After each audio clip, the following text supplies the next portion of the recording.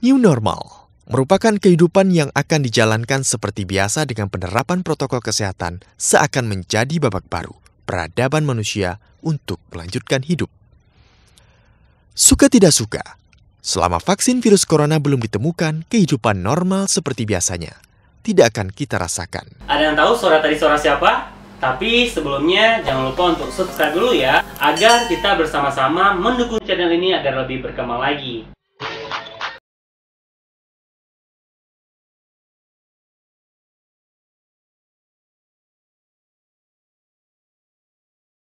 Ini kita akan membahas tentang dubbing, VO, dan narasi.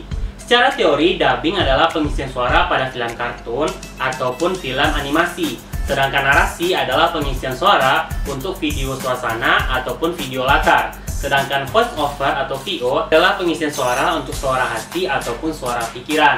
Namun pada berita, istilah yang sering digunakan adalah voice over. Voice over biasanya digunakan dalam pembuatan sebuah paket berita ataupun sejenisnya, di mana berita tersebut diberikan voice over yang merupakan hasil rekaman suara dari pendubber untuk menjelaskan tentang isi berita tersebut. Nah, pada video kali ini kita telah mewawancarai secara eksklusif dua orang yang sudah tidak asing lagi di dunia jurnalistik, di mana dua orang ini telah sering menjadi pengisi suara pada paket berita, maupun menjadi pengisi suara untuk promosi sebuah perusahaan.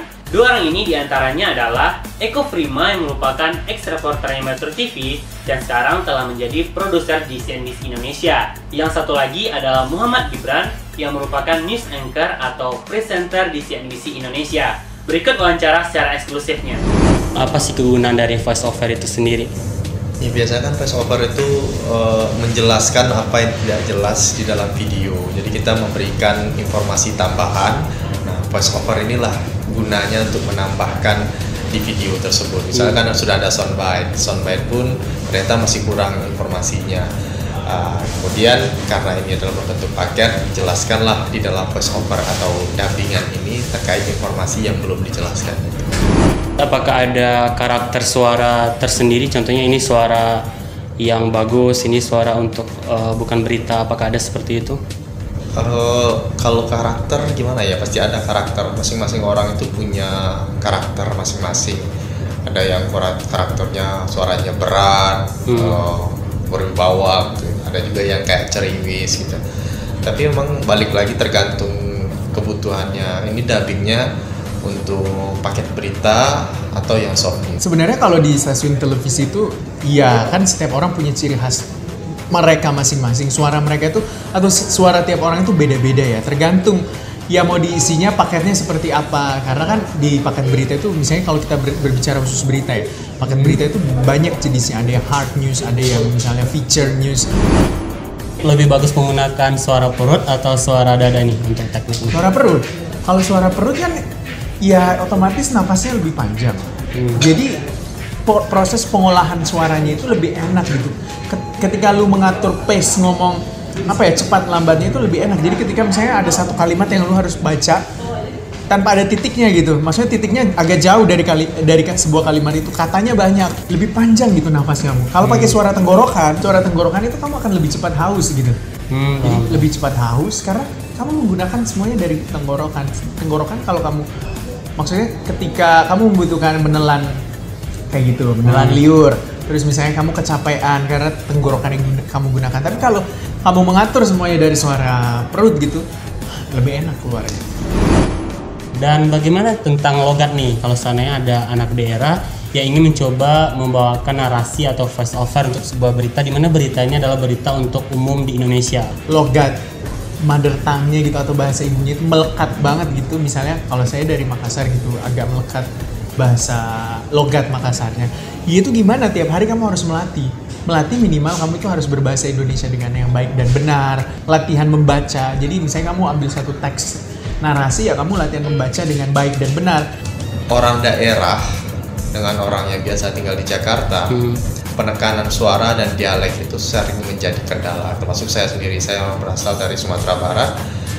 Penekanan E dan E itu sering masalah. Ya tidak salah orang daerah menggunakan bahasa dialek dia masing-masing, tapi karena balik lagi ya biar semua Indonesia paham aja gitu. Bagaimana tips untuk kita, untuk orang-orang yang baru mau coba untuk menjadi voice over atau dubbing, baik itu sebelum kita melakukan rekam suara dan ketika kita melakukan voice over itu sendiri? Pertama, kalau menurut saya tipsnya adalah latihan. Latihan dulu, kenali jenis suara kamu, terus kamu harus latihan olah vokal, mulai harus artikulasinya baik, a, i, u, e, o-nya, intonasinya juga harus baik gitu. Mulai dari kamu ambil sebuah teks, atau dongeng, atau apapun itu yang pokoknya bahan bacaan, kamu membaca aja gitu, membaca di depan cermin, terus kamu dengarkan sendiri.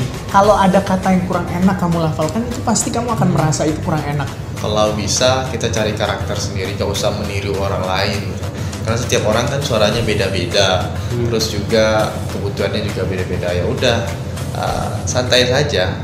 Kita dengarkan sendiri. Kalau menurut kita sudah oke, coba kasih ke orang lain. Orang lain sudah mulai nyaman, terus coba kasih lagi ke orang lain. Eits, pasti penasaran dong seperti apa bentuk dari proses dubbing itu sendiri. Berikut cuplikannya.